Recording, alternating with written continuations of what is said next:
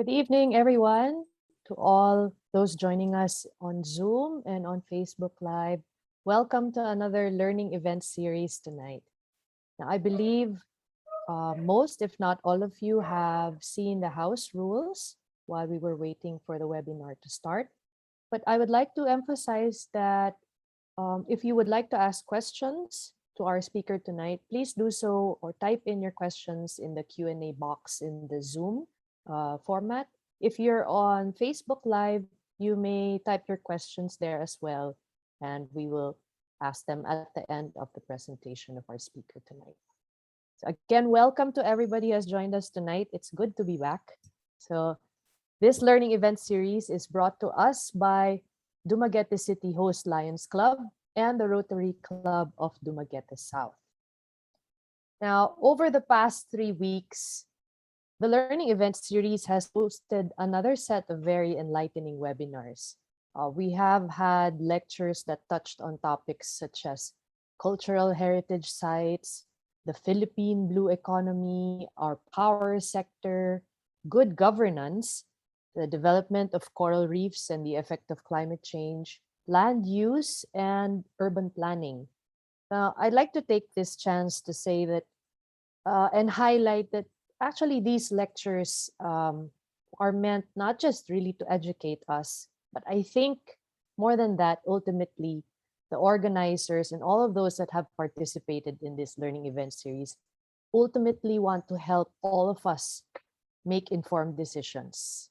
As constituents of Dumaguete City and Negros Oriental in general, I think we all hope that we use what we have learned or what we will still learn from various experts in their field to make proactive choices and wise decisions, and hopefully for the greater community.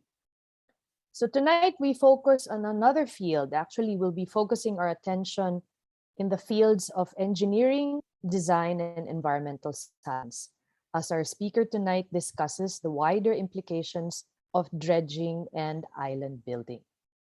Our speaker tonight is Dr. Jorge Emmanuel.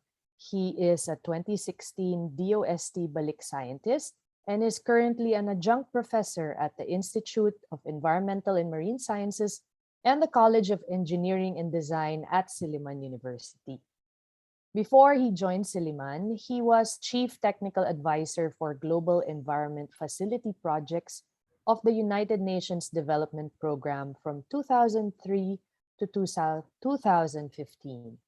And he is also president of the Environmental and Engineering Research Group in California, which he founded in 1993.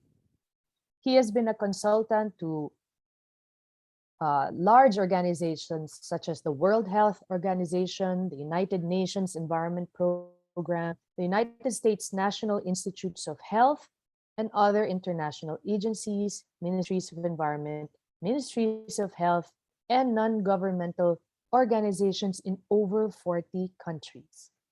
He is the author or co-author of 8 books and 4 book chapters, 24 technical guidelines for the United Nations Development Program and WHO, and many scientific papers, technical reports, and conference presentations.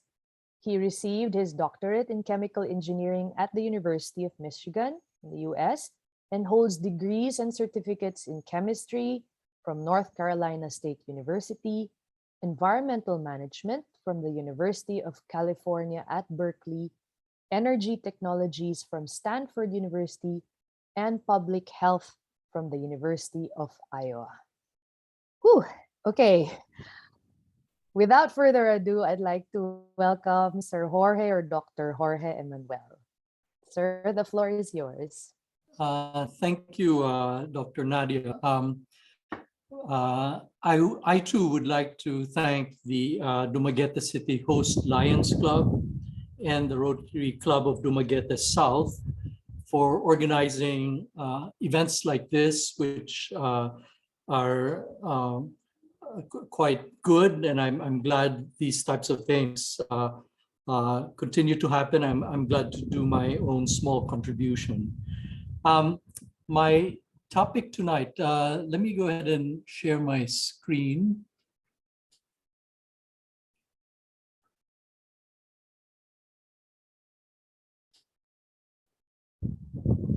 Okay, so I gave the title of Wider Implications of Dredging and Island Building of the 174 hectare reclamation project.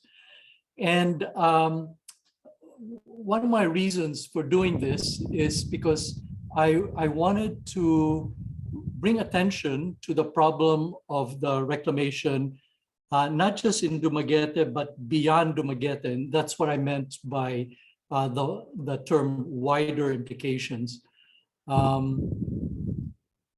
Sorry, I'm trying to, okay. So let me begin. Let me begin by just introducing a few terms, which I'll be using. First, the term sediment resuspension. Sediment resuspension simply means when you lift sediment particles from the seafloor and lift them out into the water column. And this usually happens because of a disturbance such as dredging. And the particles then remain in suspension and get distributed in the water column. I'm using this definition specific to our uses because it's also used in other fields with slight differences. I will talk about sediment plumes a lot. A sediment plume is an elongated band of fine particles caused by the dispersion of these resuspended sediments. And the plume is formed because of the action of currents, waves, tides, etc., and by diffusion.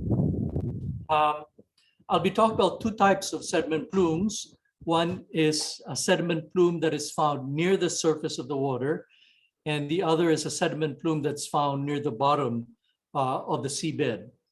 A term I'll also be using or talking about is suspended sediment concentration. This simply means how much of the suspended particles can be found in a unit volume of water. So often we measure this as in terms of milligrams per liter of water sample. Another term is turbidity. Turbidity refers to the cloudiness or haziness in the water.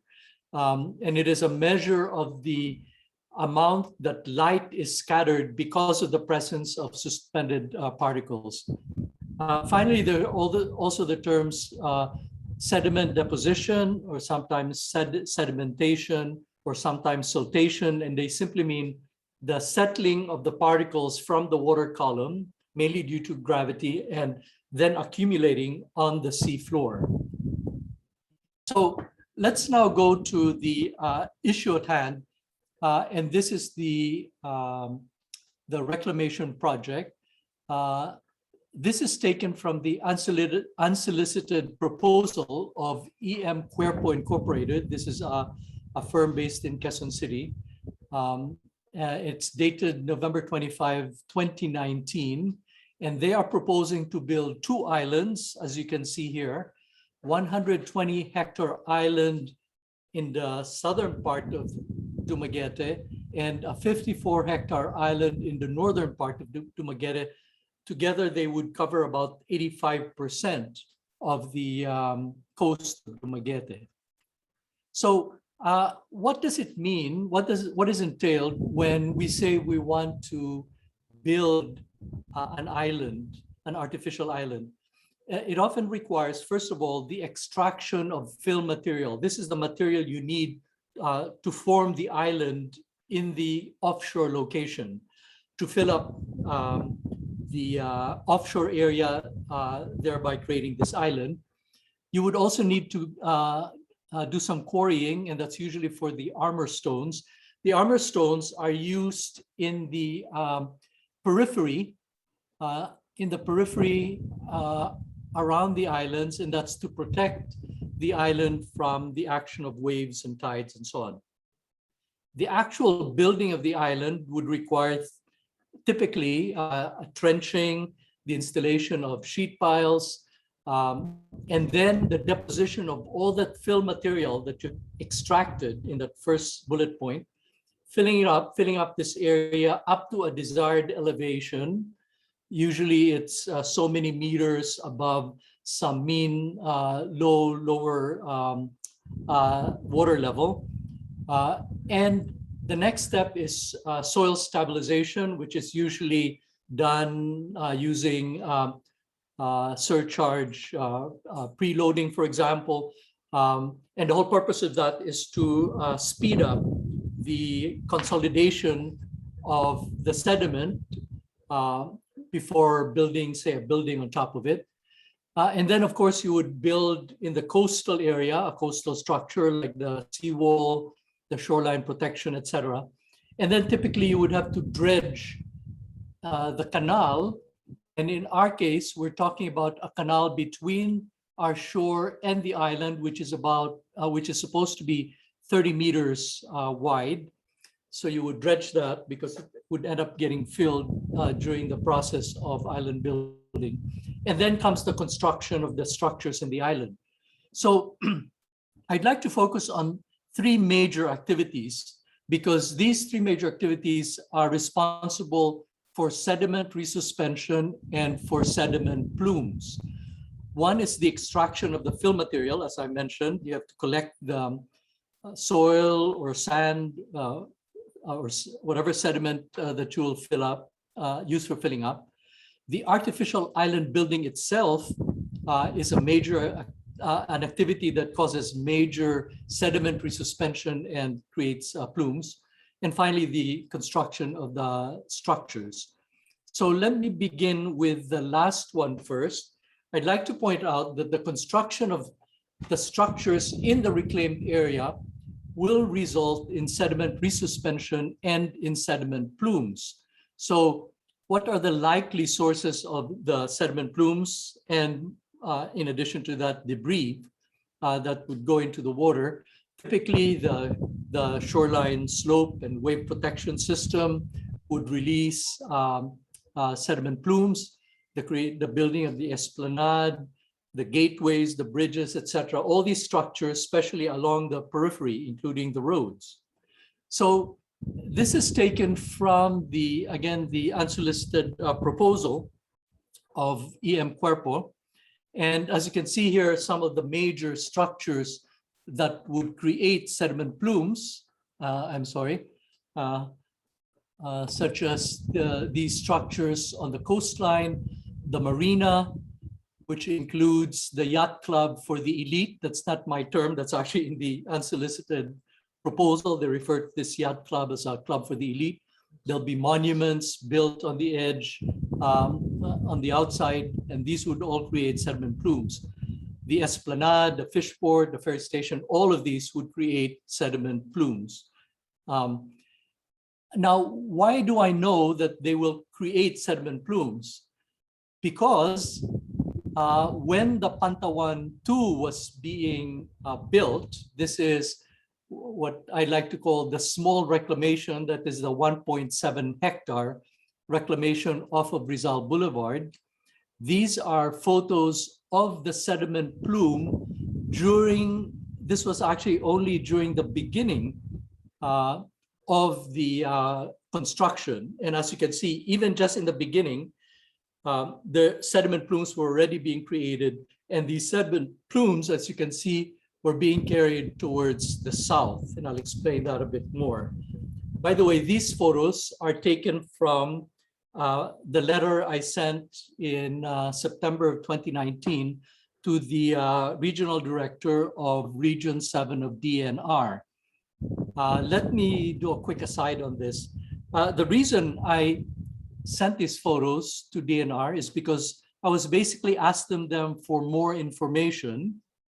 And I was asking them basically, why are you allowing Dumaguete to conduct this reclamation when DNR gave Dumaguete an environmental compliance certificate? And the very first condition in the environmental compliance certificate said that Dumaguete cannot proceed with any reclamation without an order to proceed. I called DNR Region 7. I said, has the notice to proceed been issued? They said no. And so I sent this letter as proof that Dumaguete continued to be building this even without a notice to proceed. I also informed DNR Region 7, basically asked them that Dumaguete was issued a cease and desist order by the Philippine Reclamation Authority, telling Dumaguete to stop this reclamation. Dumaguete continued to build it in violation of that cease and desist order, and DNR did not do anything about it. I also informed DNR that there was no public consultation on this. I asked them also if there were any coastal resource assessments, because I know this area that, as you know, has pretty much been completed. This reclamation now goes all the way to Bethel and extends out into the sea. This whole area was a very rich area for seagrass beds, which you could even see just basically during the low tide. And so what I found disturbing is despite the violations and so on, Dumaguete was allowed by DNR to continue, basically allowed, to continue building this to its completion.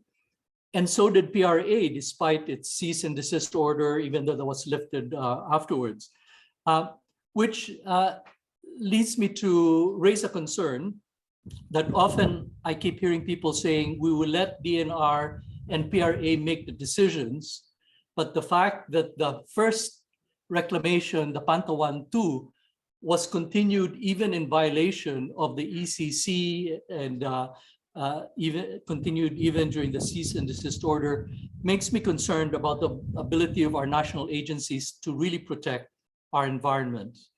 Let me go back to the issue of sedimentary suspension and sediment plumes from island building. Now, I had talked about construction of structures. I also wanted to point out that, as I mentioned, the two other major areas where sediment plumes are created is during the extraction of the fill material, especially if it's done in the sea, and during the artificial island building. Now, in the unsolicited proposal of EM Cuerpo, they do not mention the method of extraction of the fill material. They do not mention where the extraction sites would be, except for they're mentioning that they will extract the armor stones from the Ocoy River. So except for that, they do not give us any information. They also do not give us information on what is the method of island building. So this raises the question for me, and that is, can we deduce the likely method of fill extraction, the extraction of the sediments, and island building that will be used for Dumaguete? And I will argue that the answer to that is yes. I will begin with draft joint venture agreement that was submitted to the City Council as a MOA between Dumaguete and EM Cuerpo back in July 6, 2021, which is about the time many of us, maybe most of us, heard about this for the first time, this project, reclamation project for the first time. In that joint venture agreement, it lists that one of the obligations of EM Cuerpo is to provide the funding for the expenses for the execution of this reclamation project, which may be raised through foreign investments. It also states what the obligations of Dumaguete City are. One is to assist EM Cuerpo in bringing into the country from some foreign country the equipment, machinery, tools, etc., that will be needed for this project, the reclamation and island building, and to allow EM Cuerpo to export those equipment to the foreign country, presumably the host country where they came from, for repairs or replacement, and to allow EM Cuerpo to return all that equipment to the foreign country. It also says that Dumaguete is obligated under the JVA to adopt all proper measures to enable EM Cuerpo to hire and engage foreign personnel, and to allow EM Cuerpo to enter into subcontract agreements with foreign investors and foreign entities. Also, the reason all of that is important is because of something I found out later after I was able to get a copy of the JVA. And that is, in the public domain, people were then sending around a copy of a memorandum of understanding between E.M. Cuerpo and a company called Polichanda. This was dated April 29, 2019, which means months before the unsolicited proposal was given to Dumaguete. It contains a confidentiality clause which says that the parties cannot publicly announce this or release this to the public without the consent of the other parties. So this was supposed to be confidential. But importantly, this MOU said that E.M. Cuerpo has accepted the offer of Polichanda to undertake the reclamation works. This is important because Polichanda refers to Polichanda Overseas Engineering Company Limited of Guangdong, People's Republic of China. Polichanda is a China state-owned enterprise, and it is a subsidiary of the even huge state-owned enterprise called China Poly Group. Now let me explain why this is important. This is important because we know that E.M. Cuerpo has no capability nor any past experience in reclamation and artificial island building of the scale at all. Rather, E.M. Cuerpo, through the MOU, has basically agreed to let Polichanda do the reclamation and basically the island building. Since Polichanda is a China state-owned firm, it is important for people to know how Chinese state-owned enterprises do reclamation and island building in international projects. The vast majority, actually, as far as I know, probably all, but I can't be sure, but let's say the vast majority of China's international projects involving reclamation and island building use basically two methods, using two types of dredgers, a trailing suction hopper dredger and a cutter suction dredger. So that now tells us the method of fill extraction and also the method of island building. So the method of fill extraction is going to be through dredging, since this is what China is good at doing and likes to do. And this is its standard practice. Now, as I said, one of the two methods is called trailing suction hopper dredging. These are two photos of some of the best, probably China's best trailing suction hopper dredgers. On the left is Tong Tu, and the right is Tong Chen. These hold up to 20,000 cubic meters of sediment. But I want you to take notice of what I have in red. They can dredge the seabed only up to 85 and 90 meters deep. These two, the best. Some are even smaller than this. So please keep this in mind. The figures 85 and 90 meters deep is as far as it can go for dredging. Now, this is a video which explains how a trailer suction hopper dredger works. This is the trailing arm going down. So this is the trailing arm. Some of them have only one. In this particular video, there are two on both sides of the dredger ship, the dredger vessel. It shoots out jets of water, the purpose of which is to soften the seabed. And then this trailer dredger is basically scraping the bottom of the seabed. And as it's scraping it, there's a vacuum. It's basically a massive vacuum cleaner. It vacuums all that sediment and puts it into this hopper, which you can now see being filled up. So again, this is an animation showing how it is filled up. This is an actual photo. This isn't a Chinese trailer suction dredger. I think this is a Dutch or Belgian one, but they all work the same way. This is an example of the dredging having been completed. The hopper is full, so it's now pulling the drag head back out of the ocean, and it's now going to, so that's actually the drag head right there. That's what's scraping the bottom of the seabed. And now it's going to go to the area where it's going to build the island. So this method is not only used by China, it's also used by other countries like Belgium and Netherlands and so on. So in this particular example, they're going now to the reclamation area and they're using this method called the rainbow method, one of three basic methods to create the island. And I'm going to stop there. So the other method of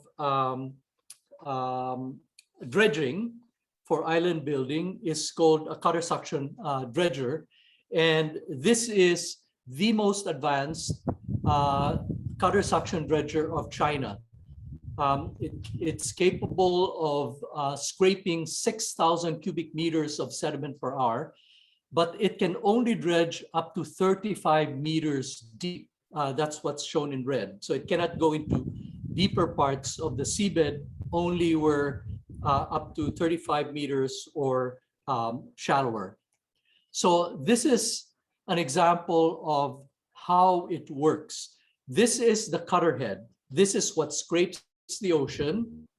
Now, the cutter head goes down into the seabed. This is it turning. You can see the cutter turning. And this is called the ladder. The ladder goes down here. The ladder is already down all the way to the bottom of the seabed, 35 meters or shallower. And then it scrapes it by going back and forth in sort of like a semicircle. And this is the second method. Here you have a photo of the person who's actually controlling it. One thing you'll notice about the cutter suction dredger is it's stationary, but it is able to move. And the way it's able to move is through the spuds. So this is how the spuds work. So it will stop after it made the quarter turn. It lifts the main spud, and then it lowers an auxiliary spud, and then it brings it down again, and it pushes the whole dredger forward, and then it continues turning again. So basically, a cutter suction dredger sort of steps bit by bit across the seabed, as compared to the trailing suction hopper dredger, which actually moves continuously. So I'm going to stop there. This just shows you how the spud works. Oh, by the way, I'll also mention this. So the thing that allows it to turn to turn in this half circle is through anchor points, and those anchor points are shown there. This let's see if I can point to it. This wire basically down to the anchor, and so it's that wire that helps the ship be able to the dredger go from side to side. So this is an example of China's #1 cutter suction dredger. The name of it is Tianjin Piao, which means the sky whale. And so here it is scraping the bottom. And like the trailing suction header, all of them have like a vacuum cleaner. It vacuums it out and it puts it into the hopper until it gets filled. And the reason I wanted to show this is because of this part, the rainbow and pipeline island building method. So here you have an actual time-lapse photography of China actually building a tiny island using first the rainbow method and now using these floating pipelines. So that's the reason I wanted to show that slide. So when you're using dredging, either one of these, the trailing trailing suction hopper dredger or the cutter suction dredger, they create sediment plumes. In the area where the dredging is happening is what we call the initial mixing zone. This is where sediment resuspension takes place. And then there's a near field zone where the movement of the currents, the wave, and even the motion of the vessel itself begins to stretch out those sediments. Then eventually it creates a plume like this, shown on the right side, with this section called the far field zone, which can go for many kilometers. an actual picture. Usually when we do modeling of the sediment plumes, we idealize it to make it look like the plume of a feather. But in reality, they look more complicated because of all the turbulence and so on, which is very difficult to model. But we use the models anyway to give us an idea of what we're dealing with. So for these dredgers, when we're trying to understand how it produces sediments, we need to know things like what is the property of the sediment, the size of the particles, the distribution of the particle sizes, their density, and so on. We need to know conditions at the site, like the depth of the seabed, the speed of the current, the velocity of the current, etc. If there are debris, obstructions, and then the operational issues, the key being what is the type of dredger? Is it a trailing hopper dredger or a cutter suction dredger? And how thick is the cut with every pull, whether it's pulling the drag head or it's going back and forth with a cutter. And then there are the other factors. And now where the sedimentary suspension actually takes place is, first of all, in the dredge head movement here. And again, this could be the trailing drag head or it could be the cutter, either one. There's another major source of sediment, and this is the overflow, because many times there's an overflow and things spill, and all that sediment and silt then creates more sediment plume. A major portion of the sediment plume comes from AMOB, which actually it stands for automatic light mixture overboard. That's not a mistake in the acronym. AMOB is actually from the Dutch name for that. And what this mixture overboard system does is, while it is sucking up all that sediment, it also determines, is the sediment too soft or is it the sediment that we want? If the sediment is too soft and there's too much of other materials that they don't want, they simply dump it overboard, and that's called the AMOB system, and that's what creates a huge amount of the sediments. The propeller wash is the same, and then the movement of the dredger itself creates sediment plumes. And in the case of the cutter suction dredger, the spuds and the anchoring system too. So as I said, we now have a sense of how the fill extraction will be done and how the island building will be done. So let us look at an actual example of a reclamation that was done by China, and this is in the country of Sri Lanka. Now, the project was called the Port City Colombo Reclamation Project in Sri Lanka. If you don't know where Sri Lanka is, there's a little map there showing that it is on the southeastern tip of India. Here's the Philippines. This orange dot here or brown dot is Sri Lanka. In 2011, China submitted an unsolicited proposal to the government, and they offered to fund, to pay, just like IMPORP was doing, to pay the whole reclamation for $1.4 billion. It's a much bigger reclamation. It was 269 hectares. Ours is 174 hectares by comparison. And it took about 4 years to do it. They began construction in 2014. They ended up in 2019, but there were 16 months where no work was actually done. And like the Dumaguete reclamation, it was mired in huge controversy. There was a major environmental controversy.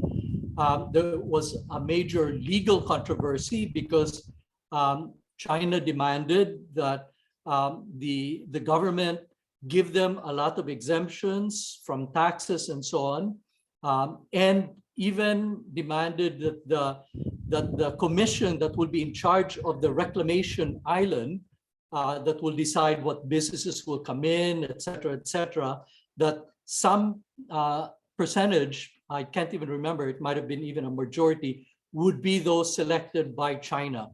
So they wanted to control how the reclamation island would be run. There were a lot of financial issues, social issues, as you can imagine, different sectors opposing it. There were major labor issues because labor unions started complaining saying to the government, we were promised all these jobs for this reclamation project and so on and so forth, huge jobs, but it turns out very little jobs went to Sri Lankan workers because China brought in all their foreign workers, all their foreign professionals to do most of the work. It was also marred in major corruption problems that reached all the way to the president, and meaning the president was accused of corruption and of getting a cut basically in this whole project. And that's the reason for that 16-month suspension, because he lost election, but his family went back into power and they completed the reclamation. So here's how they did it. They used 4 trailing suction hopper dredgers, the first of the type that I explained. They needed 65 million cubic meters of sediment for the reclamation, and they used the 3 standard methods used by China and used by other countries around the world. The rainbow method, which is shown on the right side, but they also use direct bottom dumping, which is usually the way you start if it's fairly deep. The dredger actually goes right into the reclaimed area and just dumps all the sediment from the hopper itself through the bottom. And then after using the rainbow method, the dredger cannot get too close anymore. So they use then the floating pipeline method, which has been used for decades. The picture on the left shows the trailing suction hopper dredger doing dredging at the extraction site. Now, I want to take a close look at this slide. The reclamation is shown here at the bottom right corner. This is the reclamation area, 269 hectares. But to do that, using trailing suction hopper dredgers, they needed to scrape 10,000 hectares of seabed, which are shown in yellow and green. So this is where the sediment was removed from. And so the 4 trailing suction hopper dredgers would go to this area, scrape, and then come back and dump the sediment using the 3 different methods. Then they go back here, and eventually after they did this, they started going to this area. Now the advantage for the Chinese, for the China company, of the coast of Sri Lanka is that this area of Sri Lanka, which by the way, used to be a rich fishing area, this wasn't very deep. It only went up to 36 meters. So the trailing suction hopper dredgers had no problem whatsoever. So I just added something at the bottom. They also needed to get 3.45 million cubic meters of rock from 11 quarries to create the area, the protection around the reclamation island. So this is massive. Think about it. This is why fisher folk in Sri Lanka were up in arms, because when it was even started, their fish catch was already going down dramatically because they were scraping the seabed from all this rich fishing areas of Sri Lanka. So what does the Port City Colombo Reclamation Project in Sri Lanka tell us about the proposed project here for Dumaguete? Well, first of all, let me tell you one computation from my colleague, architect Jorge Emmanuel, who did this calculation. He did a very conservative estimate of how much fill would be needed to build these 174 hectare reclamation islands. And he based it on a NAMRIA map, which showed the depth. It's a bathymetry map, so it shows the depth of the sea at different distances from the shore. And based on that, he computed that the most conservative figure, which to me is like sort of the minimum amount, is 11.5 million cubic meters of fill that is needed to build that. I want to point out a few things. This does not include, for example, you have to actually build the island above the the mean lower low water level. And so you need to have even more than this. And when you're doing surcharge loading, you need even more to add on top of it to push down for the consolidation of the sediment. And so there are others who estimated that this could be as high as 18 million cubic meters, which is still, to me, a reasonable figure. Now, to give you an idea of what this conservative figure is of 11.5 million cubic meters, it is 4.5 times the volume of the Great Pyramid of Giza. That's the picture I'm showing you on the left side. If you can see this, these little dots are people. When I was with the UN and working in Egypt, I actually visited the Great Pyramid of Giza. It is an immense, huge structure, and it was the highest human-made structure on the earth for almost 3,800 years. And yet we are going to need four and a half to perhaps even as much as 7 times the Great Pyramid of Giza's volume.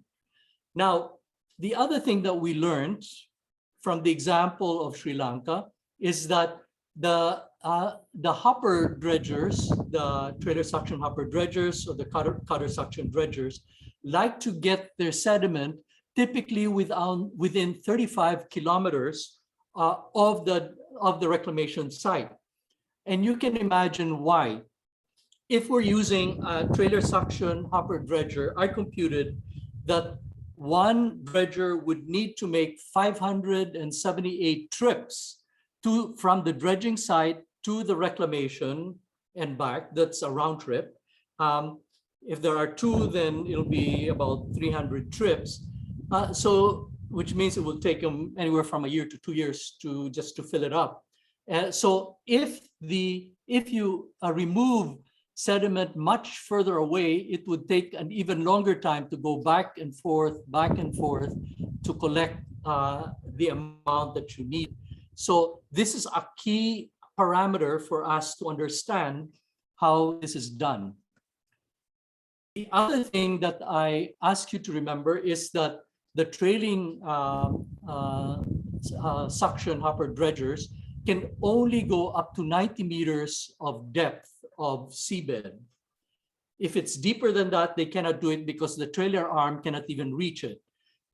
And so if you look at the bathymetry map for Dumaguete, and I'd like to acknowledge Suakrem and Silliman University for this, you can see this yellow line. You can see our coast. This is our coast. This green is the reclamation island. These 3, there should be 4, 1, 2, 3, and 4 here are our marine protected areas. And this yellow line is the 90-meter depth to the seabed.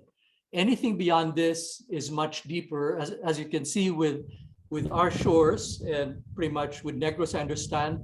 The slope is fairly slow, and then all of a sudden it drops and it becomes quite deep. And so that means that the dredgers will have to get their sediments from within this area. They cannot go too far. So here's another important piece of information. Let us assume that the Polychangda will use a trailer suction hopper dredger. And let's assume that they will use the typical bed removable depth of 0.6 meters. Based on that, I estimated that to produce the 2 islands at a minimum, don't forget that was a conservative estimate, at a minimum, they will have to dredge 1,920 hectares of our seabed.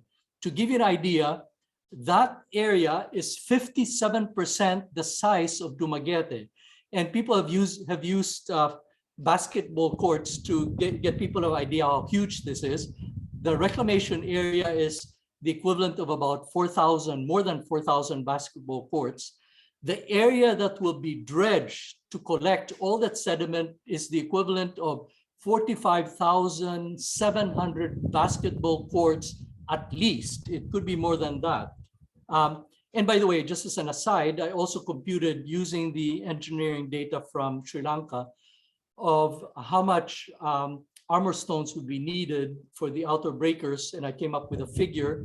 And based on my calculations, that means that there will have to be 440,000 dump truck loads of armor stones from the Ocoy River to the Dumaguete offshore to be able to protect the outside area. Just as an aside, in the unsolicited proposal of EM Cuerpo, they're going to extract all this about 1 kilometer downstream from the point where the tributary that comes from Pulang Bato Falls enters Ocoy River. Some of you may know that area. I go to Pulang Bato Falls when I want to relax. So if you follow the tributary, that point where it enters the Ocoy River, measure approximately 1 kilometer or so, 800 to 1,000 meters downstream from that is where they plan to do the extraction. Now, I will tell you, based on work that my colleagues and I have done in that area, we know that that area, one can find a lot of freshwater fish. You can find carp, goby, slipper fish, you can find eel. You can also find shrimp and crabs in that area. And in fact, those are areas for where local fishers put in their traps, and it's a source of sustenance for people in the area. So once they start the dredging there, that will destroy the biodiversity in the area. And there are also a lot of other issues that will be involved by removing the armor stones. But that's a topic for another conversation. So let us now look at what this implies for Dumaguete. The yellow, the two islands there, is the 174 hectare islands off of our shores. What does 1,920 hectares of dredging look like? This is what it would look like. Keep in mind that the general practice is to find the source of the dredge material within 35 kilometers radius of the reclamation area. Also, that these dredgers cannot go very deep. They can only go up to 90 meters, which means that the dredging will have to happen near the coastal area of Negros Island. And so this red structure, which is drawn according to scale, just as the yellow islands are drawn to scale, that shows an actual size of 1,920 hectares, which is, again, I remind you, the minimum area needed based on the most conservative estimate of the dredge fill. Now, it may be possible that they might take it above areas of Dumaguete, so it might look more like that. We really don't know. Or maybe they might decide to pay Siquijor and tell Siquijor, could you let us dredge all over your coastal area, or maybe even southern Cebu. So we don't know, but I wanted to show you this because this to me is probably the likely area they will remove the sediments from. And I wanted you to see the massive size that's going to be involved in the damage to our seabeds. Now, what I'm about to show you is called the Bohol jet stream. I would like to give credit to Jasper Maipa and Suakrem for providing this. What this shows you is the jet stream that flows, and this is for different months of the year. And so it shows you, for example, the jet stream typically going this way.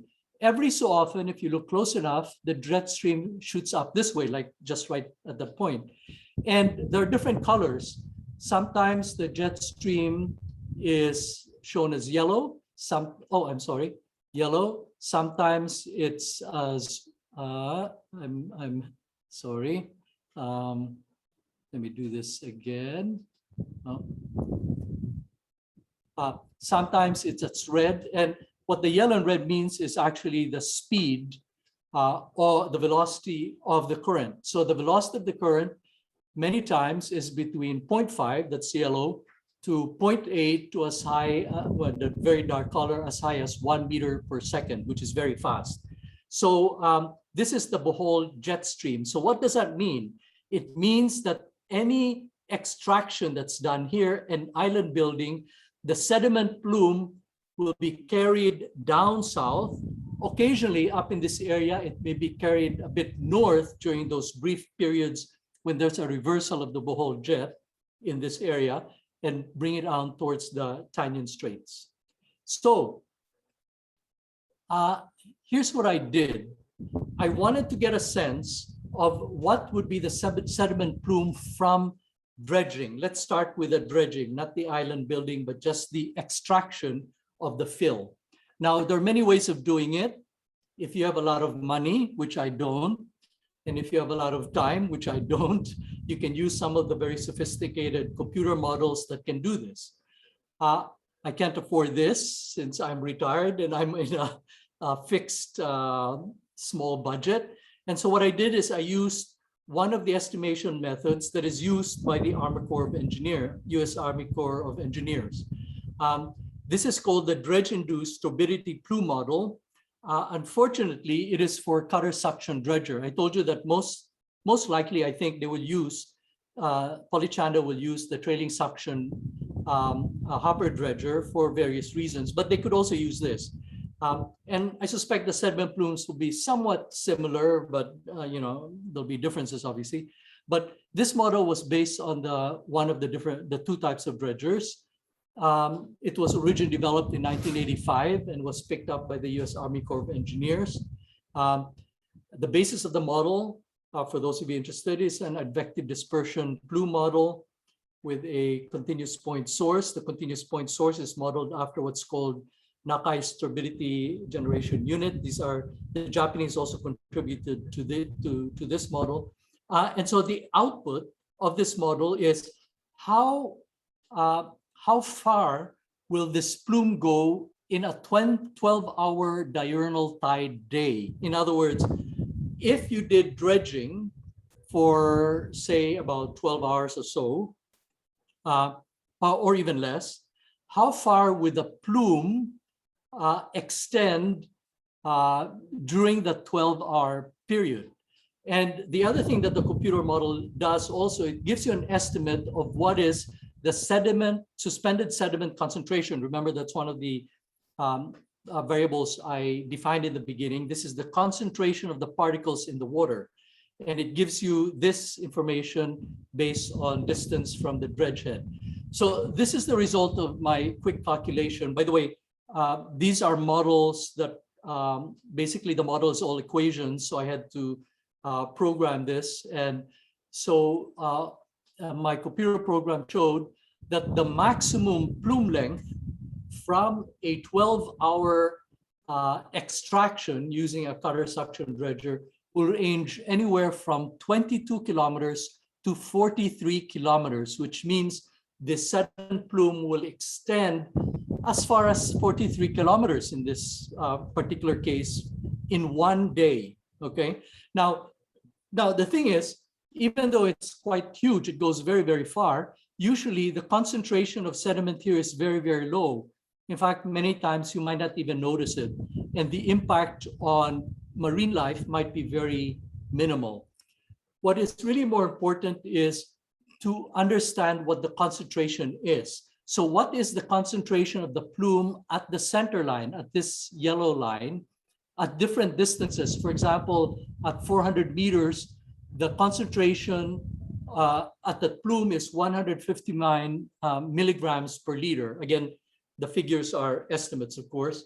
And so I was interested in finding out how far will the plume be where the concentration is 10 milligrams per liter above background, above whatever is the existing concentration in that area. And my calculations show that it goes to 7.1 meter. I'll see if I can move. Yes, 7.1 kilometers. So let's look again at an example of the dredging. this line, the white line, tells you what 7.1 kilometers looks like, which means that if they decide to do the dredging in the area of Darwin, down to Zamboanguita, the 10 milligrams per liter sediment plume will reach as far as the outer edge of Apo Island after 1 day. This is from one 12-hour operation.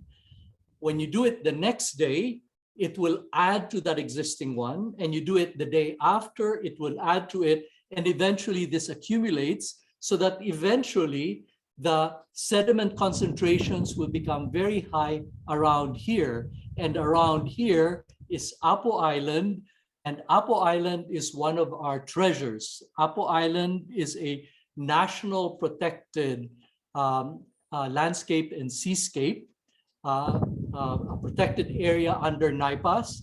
It's something that we have to protect because of its incredible biodiversity. And so this tells us that the dredging could destroy Apo Island. I'll talk a bit more about what I mean by destroy. Now, let's look at the island building process. I told you that island building could be done using the rainbow method, the pipeline method, the bottom release, bottom deposition method. So first of all, to understand island building, let us look at another example, and this is what China did in our own backyard in the West Philippine Sea. We claim, and I believe, and so did the International Tribunal, say that this is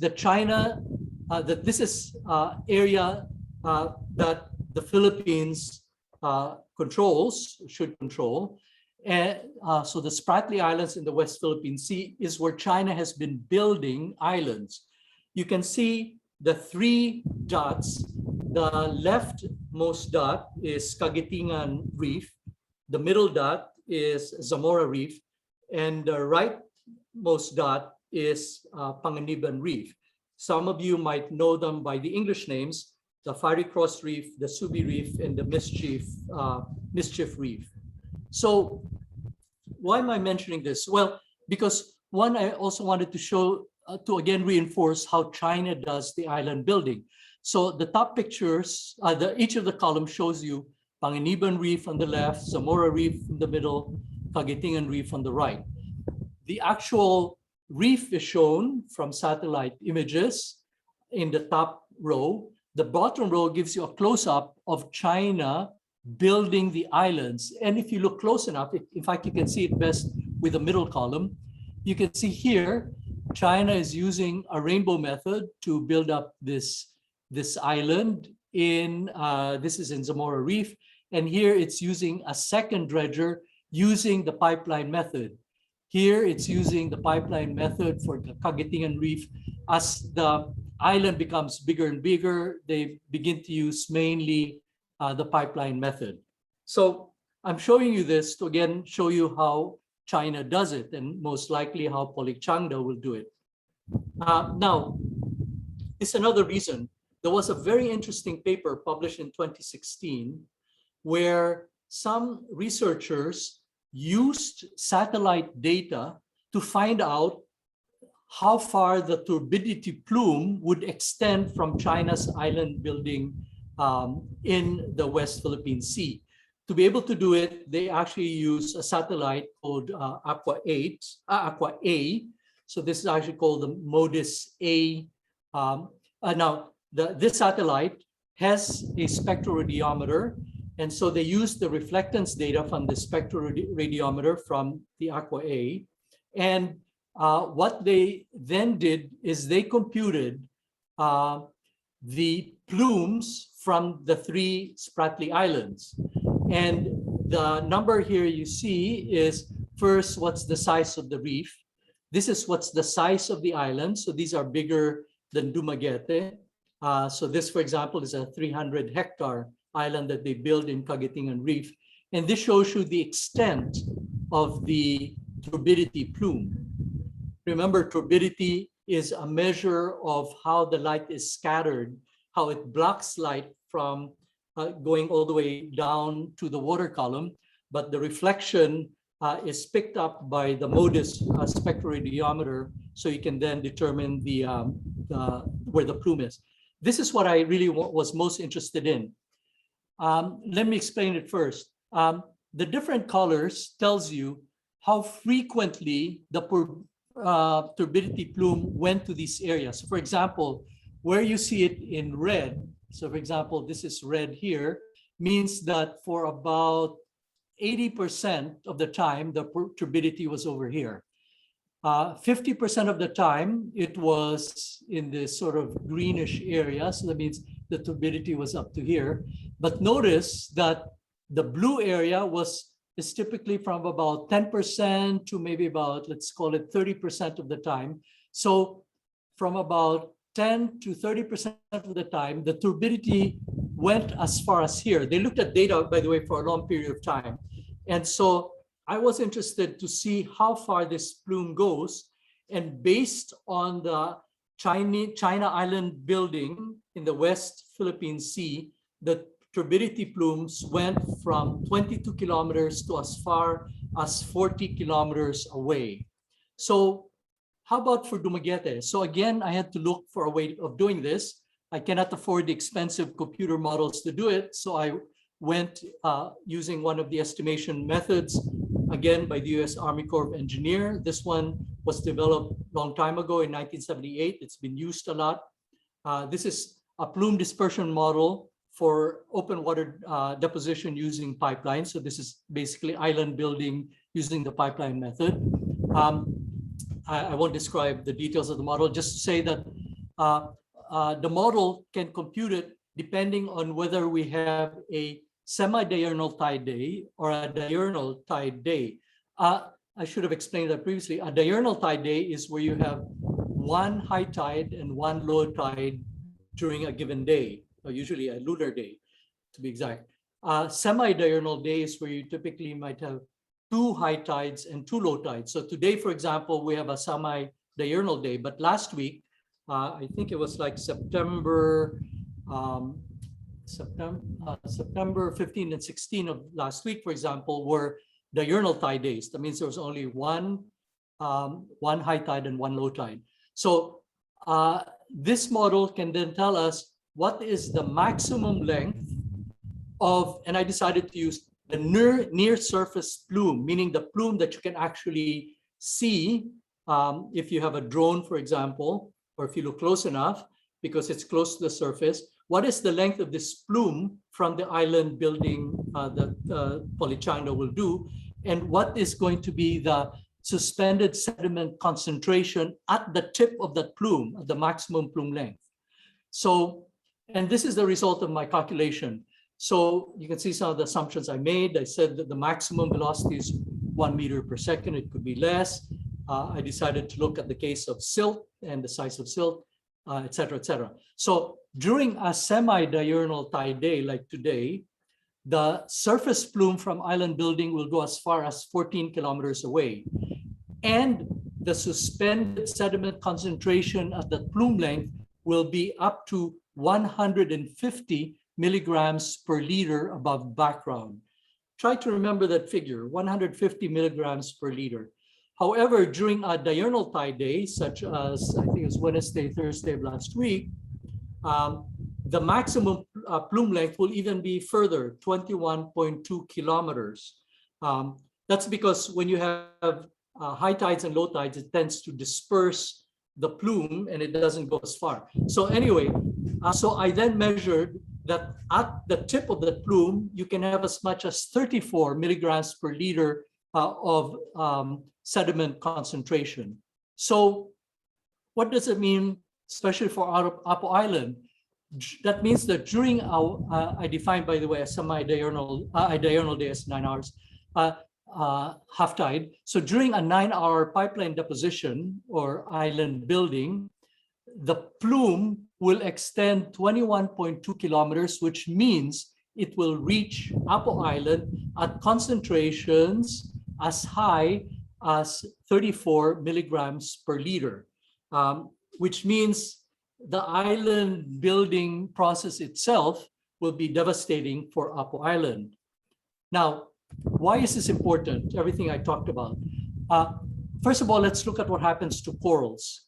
The severity of the impact of corals depends on the intensity, duration, and the frequency in which the corals are exposed to the turbidity, to the sediment plume, and the sedimentation. Corals, fortunately, are able to tolerate sediments, sediment plumes, but there are some species, the very sensitive ones, that are not.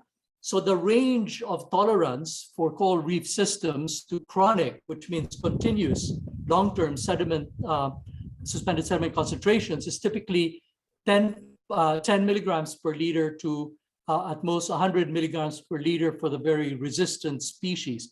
That is the reason why I selected 10 milligrams per liter as the length that I was interested in for the dredging, which showed me that this 10 milligrams per liter can extend up to 7.1 kilometers away from the dredging. Now, some coral species will die after only a few weeks of being exposed to 30 milligrams per liter. Don't forget, the concentration at the tip of the plume is about, could be up to about 34 milligrams per liter, reaching Apo Island.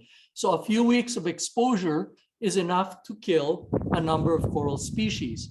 Corals also cannot survive very high turbidities for long lengths of time. The very sensitive species would die after a few days. Others would last for a week. So anyway, this graph shown on the right comes from a paper which shows you that when we're trying to consider what the effects on corals will be, we not only look at what is the concentration, in this case, what is the stressor, in this case, the concentration of suspended sediments, and the duration. So for example, it's possible that for a low, for example, 10 milligrams per liter for weeks, it will cause sublethal effects. But once we reach months and years, it will then reach lethal effects. So what are these lethal and sublethal effects? I'm talking about the effects of turbidity plumes is that they reduce light that's available for photosynthesis. And as you know, corals have a photosynthetic dinoflagellate in their tissues, so they need photosynthesis to get much of their energy and nutrients. The sediments will cause abrasion of the tissues. It will reduce the survival of coral larvae. It will smother the polyps. It will hinder their attachment to then be able to grow on the bottom of the seabed. It makes them more susceptible to pathogens, etc. And what it will mean in the end is we're going to end up with fewer coral species, less live corals, lower coral growths, reduced coral recruitment, reduced calcification, etc., slower rates of accretion. This is for areas far from the island building and dredging, and it will still be quite serious, whereas those going to be very close are probably going to be destroyed, killed. Now, for the benthos, the bottom of the seabed, there will be major changes when you scrape it or use a cutter to the substrate. It will cause all sorts of problems. It will reduce the stability of the habitats. And as you can see from the video on the right, it could also end up sucking in a lot of sensitive marine animals like sea turtles and dugongs that have been known to get sucked in by the trailing arm, the drag head of the dredgers. Now let's look at fish. Fish are also, as you might imagine, affected by the sediment plumes, by the turbidity and sedimentation. So the overall effect is that it would increase the mortality of fish because it will affect them, especially at the earlier stages of life. There'll be a decline in our fisheries, not only because of the direct impact on fish, but the direct impact on their habitats, the coral reefs, the seagrass beds and mangroves. And it would alter the complex interactions, which I'll talk about in a second. So this is a big concern to us. And I'd like to credit my colleague, Dr. Rene Abisamis of Silliman University for the next 3 slides. a lot of the work he has been doing is looking at the connectivity of our marine protected areas. Now, the marine protected areas in our region play a vital role for our fisheries. And what you can see is there's a lot of synergism between the marine protected areas. The fish go from one to the other at different stages of their life. And in fact, if you destroy a marine protected area, often it takes 30 years or longer for it to completely recover. So these are vital areas of our ecosystem. So this is directly from his study, from Dr. bin Abissamis' study. So he looked at DNA parentage analysis. That's a picture of the baby, who's the parent of this baby. So he can use DNA analysis. And from it, he was able to show the links among the fish from all throughout Southern Negros to Siquijor, even as far away as Bohol. And keep in mind, for example, during the larval stage, when you have the jet stream pushing the larvae down towards south, so you can imagine all the larval dispersion in the southern tip of Negros. So this was an interesting chart that comes out also of his research. Based on the research he did, he found out that the connectivity is strongest within a 35-kilometer radius, within a distance of 35 kilometers. The irony is that the dredging will typically have to take place within a 35-kilometer radius of the reclamation.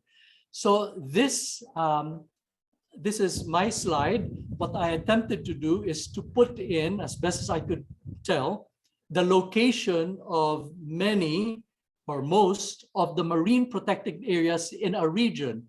And I superimposed on it the dredging, the likely dredging area, one of the likely dredging area. And as you can see, the dredging alone will destroy a huge amount of our marine protected areas, not only Dumaguetes, but well beyond Dumaguete, the marine protected areas of Bacong, the rich marine protected areas of Dawin, as we all know, all the way down to Zamboanguita, all the way even down south, as well as, of course, Apo Island.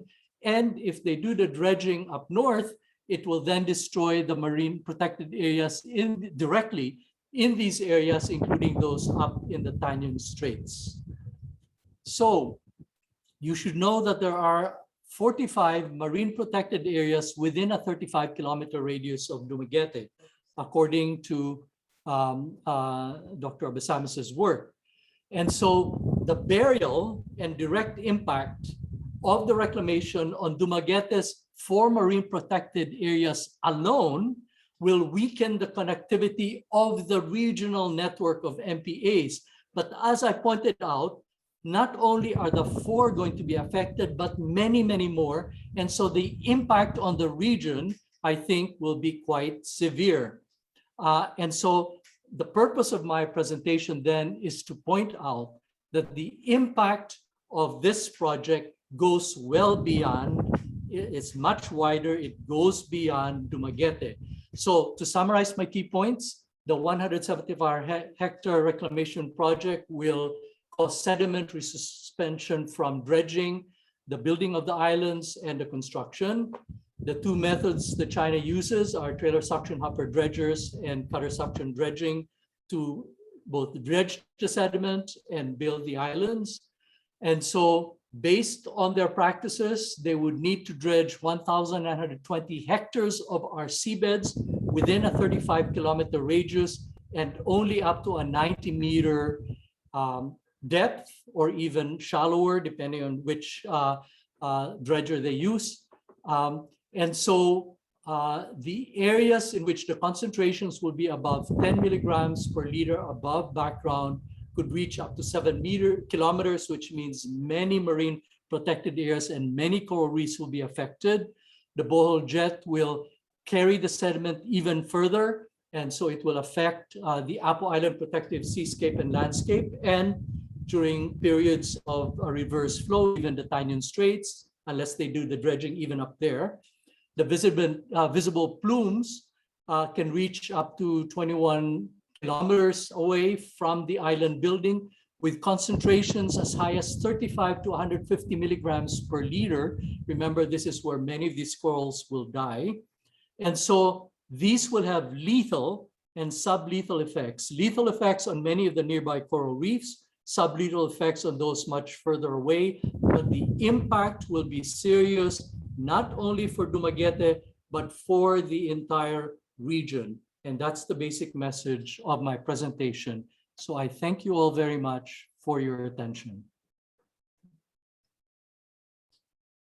Thank you, Dr. Jorge, or Sir Jorge. I'll call you Sir Jorge tonight, for that very comprehensive presentation, which had very dizzying numbers, even for me, who's not a very numbers person.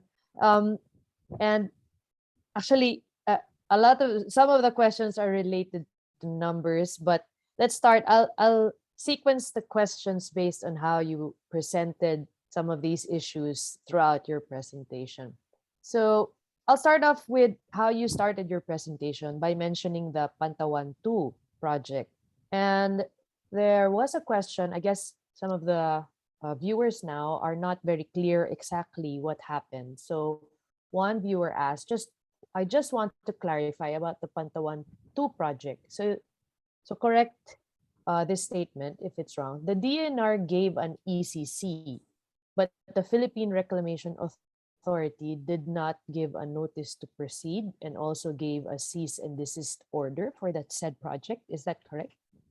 No. So let me clarify. The ECC is provided by DNR. So DNR provided an environmental compliance certificate. Well, let me do it even chronologically. First came the PRA. The PRA, the local people in the PRA or a team that came maybe I think from Manila, noticed that there was reclamation going on. And so they reported this to the national, and there was no application for reclamation and so on, as far as I know. And so the PRA then gave Dumaguete a cease and desist order. I wish I knew I can remember the exact dates, but I think it was like from February, March to about July of 2019, if I recall. And they lifted it after that. But when the cease and desist order came out, nobody knew about it. And some journalists did some research. I think one of them was the late Rex Cornelio, who I actually was beginning to work with, trying to help him understand some of the data he was getting from Manila. And so I think he or some of his colleagues got a copy of the cease and desist order. And so it was raised, if I recall, to the mayor. And from what I recall, the newspapers claim that the mayor denied that such a cease and desist order existed. Later, the journalists found out that there was actually a stamp that showed that Dumaguete, in fact, had received the cease and desist order. But all throughout the time, the city of Dumaguete continued the reclamation despite the cease and desist order. At some point, I can't remember again the dates, DNR provided an environmental compliance certificate, ECC. Now, a lot was made about this ECC. It came out in the newspaper, but the copy of the ECC that was provided to journalists did not include the conditions. There were, if I remember, about 30 or so conditions. The reason I know that is because I worked with other investigative journalists and others who was able to get a full copy. And the first condition in that ECC was something to the effect that no reclamation could take place until the DNR provided a notice to proceed. So when I went out to the Pantawan 2, I said, why is this still going on? So I called DNR Region 7, and they told me there is no notice to proceed. And that's the reason why I wrote the letter saying, here are pictures showing the reclamation continuing, even though there's no notice to proceed, as you guys claim, even though there was a cease and desist order that was violated, even though there was no public consultation. And also, I should add, I was specifically requesting for information. I wanted a copy of the what's it called? Basically, it's like the environmental impact assessment, but it's a checklist that's for a small reclamation. I wanted a copy of that. I listed things, and all I got from Region 7 was, "Thank you very much. We received your letter." So I found it very disturbing that despite all that, the reclamation continued basically to its completion. And as far as I can tell, there are even conditions in the ECC that continue not to be complied with even to this day. So that's something we need to check. Okay, so Pantawan 2, by the way, is the reclamation that's finished, that's in front of, the press club to all the way to Bethel, that whole area. yes, but it seems clear that from the very beginning, there were already issues from two national agencies on it. But even with that, somehow it proceeded, and there it is now. But regarding the Pantawan 2, one of our viewers asked, so it's there already, it's complete, or maybe, I don't know if it's already completed, but she asked, or he asked, what are the effects, or do we see any effects now from the Pantawan 2 reclamation? Are we seeing any effects in terms of the siltation, sedimentation in the nearby? I'm assuming it's the environment around the area where that reclamation was done. Yeah, I am not familiar of any studies that have been done since then, although I think people are beginning to look at it. I do know, however, that there has been a decline in fish catch in Dumaguete shores. We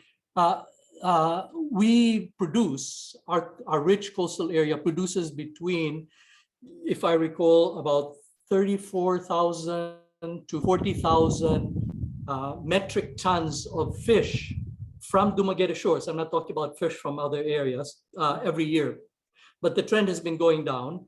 There might be many reasons for it, but we need to be able to monitor that even more.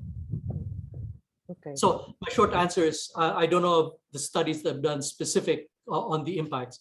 I do know that it buried a lot of seagrass beds in that area, and that's something I worry about, by the way, because since one of the areas of concern to me is climate change, seagrass beds are an unsung hero in blue carbon. They store huge amounts of carbon, sequester huge amounts of carbon from the atmosphere, sequester it into the soil at the bottom of the ocean, which means it's kept there for a long time, not just in its biomass.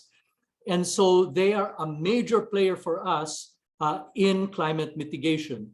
And the same with mangroves. So mangroves and seagrass beds sequester more carbon dioxide per hectare than boreal forests, for example. And so we need to protect those for those of us who are fighting, trying to mitigate climate and adapt to climate change.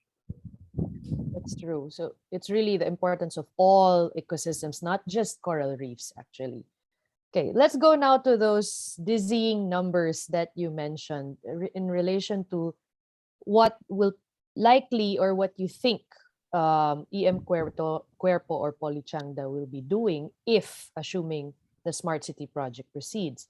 You mentioned the volumes of dredge fill, and you were mentioning millions and comparing it to the pyramids, right? And this was, if I'm not mistaken, the 11.5 to 18 million cubic meters of fill that's needed. Some of our viewers asked, can you, because many of us have not seen the pyramids, but we see Mount Talinis every day when we wake up, which is a beautiful mountain right beside us. So they're asking, can you give us like an idea how much that 80 million cubic meters would be equivalent if you think of Mount Talinis or our mountains? Is that possible? Like, what's that volume? Yeah, I cannot answer it because I don't know what the volume of Mount Talinis is at the moment. It's something that we could compute at some point. I noted it because I want to make that comparison in the future. But I don't have the figure off the top of my head. I have no idea. Okay, but I'm sure it will probably take also a few mountains or maybe the entire Mount Talinas. Okay, but sir, you mentioned that dredging or island building requires a certain type of sediment. It's not just because you mentioned how if the boat dredges material that's not the ideal, they'll just dump it back again. What is the ideal type of sediment if you're using it for island building? Well, generally you want, for example, sand. And if you think of the soil texture triangle, you often would like to get gravel, sand, and you try to avoid silt, and you try to avoid the very small particles. The irony is the thing that will kill our coastal areas are those small particles that, in fact, the dredgers want to dump out, because many of those will take a long time to consolidate. Mhm. And those are the sizes of those sediments are the ones that can be ingested by many marine animals or organisms. Okay, but Exactly. so we go now to that problem of a main issue that you pointed out are the sediment plumes that the fill and also the island building constructions will produce. Just to give an idea, there are many reclamation projects all over the world. Are there ways by which these companies somehow minimize the spread of these plumes or mitigate it? I mean, if you're coming from a company that does that, do they do anything to try to minimize the spread of those plumes? The answer is yes. There are different methods that are done. An example are the so-called silt curtains that could be built. There are various techniques, but silt curtains being the most common. But one thing to be said about them is they're expensive. So whether these will be done or not, we have no idea. But if the purpose is to maximize profit, often, and if there's not a strong demand, often this will simply not be done. This is true in many other reclamations. Mhm. Yes. Okay, so we know now that it's inevitable to produce these plumes, and that it will affect. I think that's the stark thing that you presented. It's not just going to affect the city.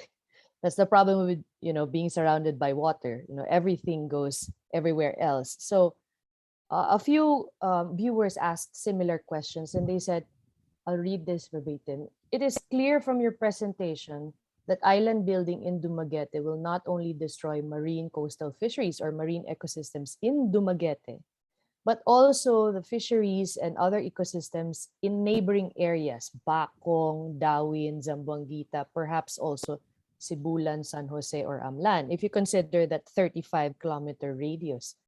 You also mentioned destruction of inland fisheries, like in your rivers, like in Ocoy River, if that is really the site where you'll get those armor stones. So, it's showing that it's affecting so many other areas other than Dumaguete. So the viewer asks, I think everyone has underestimated how destructive this project is. It is criminal, in all caps. How can the leaders of these neighboring towns who oppose this disastrous project use the detailed information that you showed us tonight in legislative or executive processes that can protect the people even outside of Dumaguete City? How can they use all of this knowledge that you presented? Well, I like to give the example of Apo Island. I had the honor of being asked by the Apo Island Protected Landscape and Seascape Board, the PAMBI, to do this presentation. So I did a similar presentation for them. And during that meeting, the barangay captain of Apo Island presented the resolution by the Apo Island Barangay Council. And I hope everybody gets a chance to read that resolution. It was very powerful. I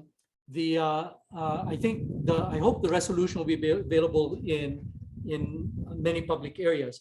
but it reminds people of the ecologically rich and diverse area of Apo Island, and all the species of fish, the sea turtles, etc., that surround that are around Apo Island, and the tourism it provides and the sustenance it provides to the people. And so this resolution I'm actually looking at right now basically says that they, meaning the barangay council, resolve that they urge Dumaguete City to rethink its 174 reclamation project in order to spare Apo Island from the severe ecosystem damage and potential ecological disaster that they might experience.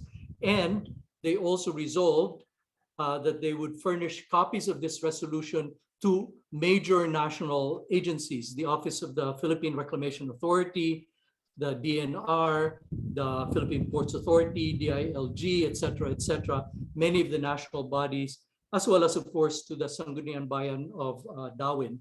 And so, to me, this was a very good example, and maybe this is one way that some of the other local government bodies might be able to make their positions heard and to share this with the national agencies who need to hear from them. So I'm not an expert on the policy side, but these are just ideas that maybe others can do. That's, I guess, Apple went ahead, they were being proactive, and they went ahead and said their voice or voiced out their concerns and did something proactive. But what about, because supposedly this project is still a proposal, it needs to be approved, but knowing now that again, it's clear it's not just Dumaguete City that will be affected. Like, for instance, your armor stones will come from Ocoy, which you say, well, likely they'll need to get armor stones all the way up to Pulang Bato, which will already be outside of Dumaguete City. Or you showed the Bohol jet, and how the plumes and the sediment siltation can likely impact, especially the towns right, going south of Dumaguete, which is Bacong, Darwin, and the rest. So shouldn't they be consulted? Shouldn't they be part of the stakeholders, not just your Dumaguete community, since there will be impacts somehow in the whole project, in the building phase, everything? As a general principle, I'm a strong believer in public consultations and in stakeholder participation in decision-making of environmental projects such as this. I think it's vital to people to be informed and to give their consent. And so I think it is very important for many of the surrounding municipalities to be aware of the potential implications of this project on them, not just on Dumaguete.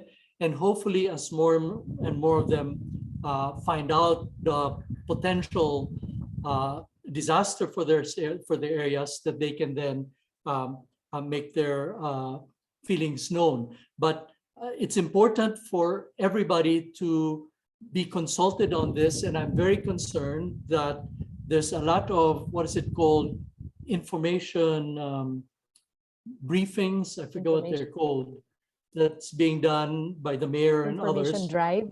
Information drives. But I've been told, for example, by some of the youth groups that they weren't allowed to participate in an information drive in Southview Hotel that was supposed to be for youth. And I was told by a few local people that they weren't allowed to join the information drive intended for business people. And so I worry that some of these information drives are going to be made to appear as public consultation when in fact they are not. There should be genuine, meaningful consultation of different sectors, and they should be informed. And the different sides, including the sides that are for the reclamation, should be presented to them so that they can make an informed decision. So those information drives probably need to spread out from Dumaguete for this to be effective. No? Okay, there's one question here that asks, can you give us advice as to what particular information is needed if and when the council members do have that supposed public consultation. This is in the context of raising concerns, especially calling attention to the nearby towns that will possibly get affected by dredging. So what should Uh, the council members, or what should be presented during these public consultation, if and okay. when he says or she says? I assume the questioner is asking about the Dumaguete City Council, Yes. because of course there are other municipal councils that I think need to also be consulted and informed about. But public consultation is embedded. It's part of the whole EIA process, environmental impact assessment process of the Philippines. And the public consultations is at multiple stages. In fact, there should be a public consultation even just in the scoping phase of any a project such as this. So there'll need to be consultations during the scoping, during the studies on environmental impact and so on. And so range of issues need to be looked at. So I only looked at, for example, the implications of sediment plumes and sedimentation on specific marine ecosystems. I began to talk, but I really don't have time unless people ask, on the impact on, say, our riverine systems. In the case of Ocoy River, there will be impacts on our air quality. There will be impacts on our water quality. I have a major concern in that, for example, the estimate of, in the unsolicited proposal of EM Cuerpo, their estimate is that they will require 252 megawatts per day, actually megawatt hours per day of electric power. So wasn't it only a few days ago, some days ago, that we were about to have outage for a good part of the day? So there are all these impacts on our infrastructure. All of these need to be looked at in this whole process. So so I think there's a lot of work to be done, but by those of us in the non-government side, independent scientists and so on, and we need to scrutinize carefully the detailed project plans by EM Cuerpo if and when they finally bring it out in the open.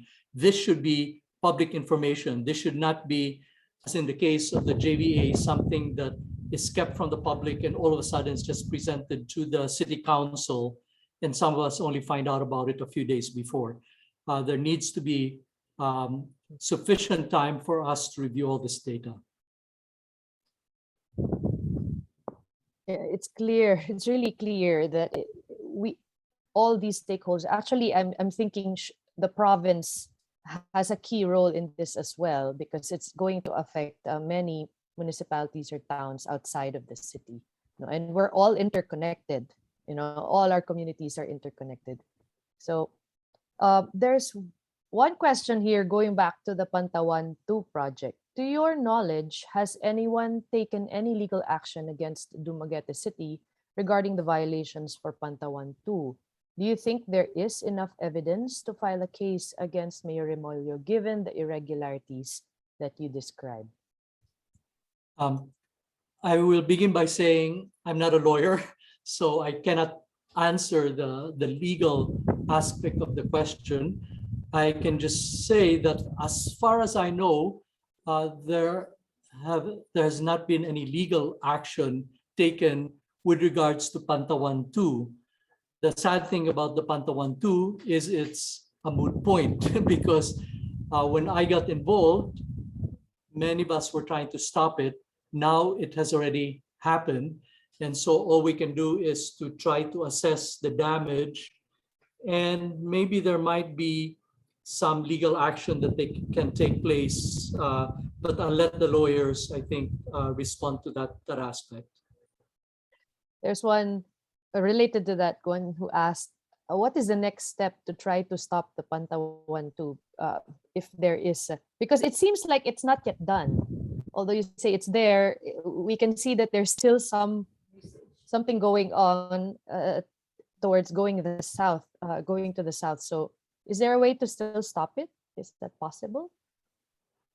Actually, I hope there is, because although I said it's brought to near completion, I think somebody mentioned there are actually portions of it that are still being built, and there's more work that I think it's being done towards the south and so on and so forth. So I'm hoping, given the track record, that some action could be taken, legal action could be taken to try to stop it. But for the rest of us, again, that's for the lawyers, but for the rest of us, I think it's important to get the information out. What was the history of this? How were things violated in the past? And what are the potential impacts still as this project continues? So I think, first of all, there's a nice link to the two projects because both are reclamation projects and both will be connected in some way. And so with regards to the impact on the environment. So I think we need to do more of this information dissemination of the Pantawan 2 and maybe consultation with some of our legal minds to see what are the different possibilities. By the way, a concern of mine is this pattern of lack of consultation. A lot of this happened during the COVID pandemic, when I thought the main activities were supposed to be just critical activities, and yet I could still see all that dredging and reclamation going on all those months. Another example of this lack of consultation is another decision that the mayor in the city of Dumaguete made some months back, where the city of Dumaguete purchased a pyrolysis gasification to basically burn our waste. Now, in addition to my other areas of study, the whole issue of pyrolysis gasification has actually been chapters in some of my books. It's an area of study I've been doing for decades.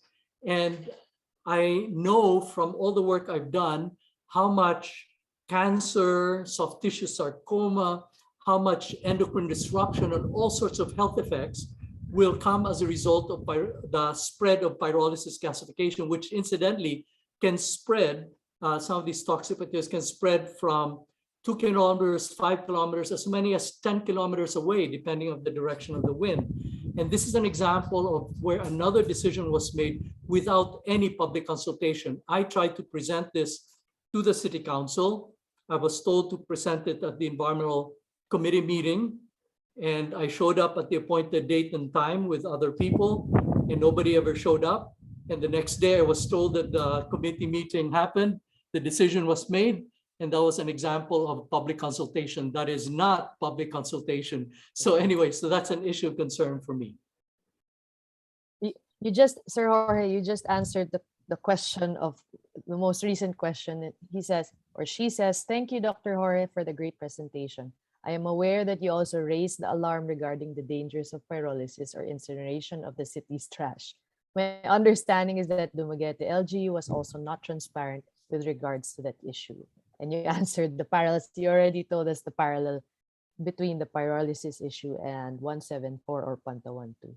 So it's again clear there's always seems to be a lack of public consultation and transparency, which we've been hearing over and over again in the past year or months, especially with regards to the smart city. I guess the most concrete thing that we can do, I mean, what we learned from Pantawan 2 is to not repeat those mistakes and to learn and really demand transparency, and demand that the public and the constituents be consulted properly, and democratically. So, Can I add Dr. another Jorge, demand? yes, go ahead. We need to also demand of our national agencies to follow the regulations. And for example, I believe it's the mission of DNR is to be able to protect our environment for future generations. Let's demand of DNR from the local to the Region 7 to the national level that they follow their mission, that they need to look at these projects and make sure that they are actually protecting our environment for future generations. Because once we bury all these coral reefs and seagrass beds and destroy these mangroves nearby, um, for all intents and purposes, these are going to be irreversible damages. So our future generation won't even be able to appreciate the many coral reef species that we have in Dumaguete, some of which are endangered and are even in the brink of extinction. So let's also make our national leaders aware of their responsibilities. True. And Sir Dr. Jorge, I'd like to read this comment because the viewer says, thank you for a very comprehensive lecture. Very revealing and ties up almost all angles, giving us a more heartbreaking estimate of the enormity and extent of the damage.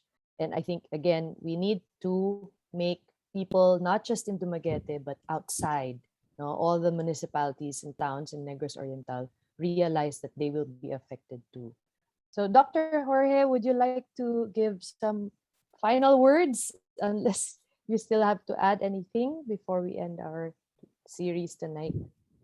Well, I'll keep it short and simple. I think we all need to study. We all need to learn the facts and learn the science. And then we need to make a decision and we need to act. There are campaigns going on against pyrolysis gasification, against Pantawan 2, which probably could be even revived even further, and against 174. For those of you who, like me, have become convinced that this is going to be a disaster, join the campaign, join us on Fridays, and do what we can to try to stop an imminent ecological disaster in our region. Thank you, Dr. Nadia, for hosting this project and also for our hosts. It's my pleasure. And actually, we should be thanking you, Dr. Emmanuel, because you have always been looking out for what's good for Dumaguete and Negros Oriental. And we see that, the community sees that. And all of this you're just doing just because you're not being paid, everything. So we would like to thank you. And on behalf of the Dumaguete City Host Lions Club and Rotary Club of Dumaguete South, thank you, Dr. Emmanuel, for tonight's lecture. And thank you to all our viewers and participants on Zoom and Facebook Live for joining us tonight.